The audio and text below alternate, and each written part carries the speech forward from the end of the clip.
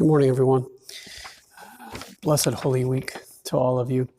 I'm moving now into the Passion narratives about Jesus. And so if you would please turn to the Gospel of Mark chapter 14 with me and read verses 1 through 9, and then I'll get to the questions. You can pause the video now. Question number 1. Who is wanting to kill the way of Jesus in our world? I think at the most basic and important level, we are all wanting to at least resist, if not kill, the way of Jesus in the world. And we do so because we don't have the same sort of faith that Jesus did. His communion with his Father was such that he was able to wander Israel without any possessions, without any concern for where he would lay his head, without any concern about getting paid back for everything that he offered. He simply went and he healed and he taught and he fed, and his people were blessed. It is hard for us to want to just freely give the way that Jesus did because we're afraid that we might not have enough.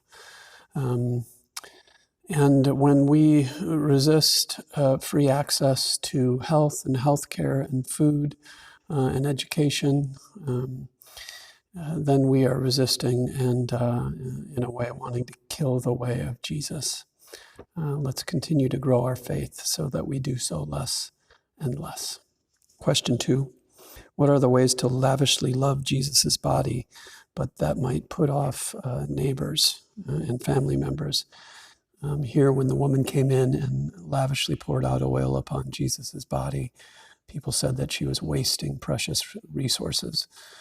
And when we lavishly love Jesus, when we give him our praise and say his name, and when we lavishly give to the church or other Christian organizations, then people think that we might be better off directly giving to the poor.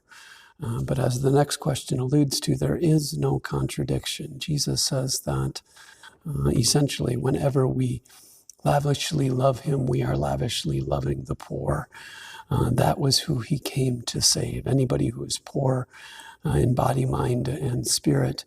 And so when we give in any way to the body of Christ Jesus and pour out the offerings of our time, talents, and treasures, to the church and to Christian organizations, we are in fact blessing the poor.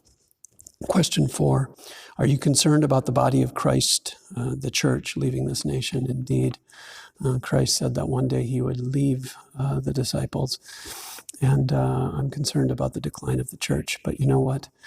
Things were very hard in various times throughout the history of the people of God.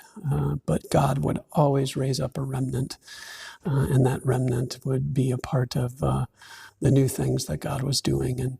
And so it may be that we return to worshiping in our homes more and more, just as the early church did, or we may see the church blossoming. We, in fact, are seeing it right now in China and India and other places in the developed world, in Africa, developing world. And let's rejoice in that. Let's support that tremendous growth, and let's remember that we are the remnant of the body, and God is going to do wonderful things in and through us as well. Thank you for watching. Blessings.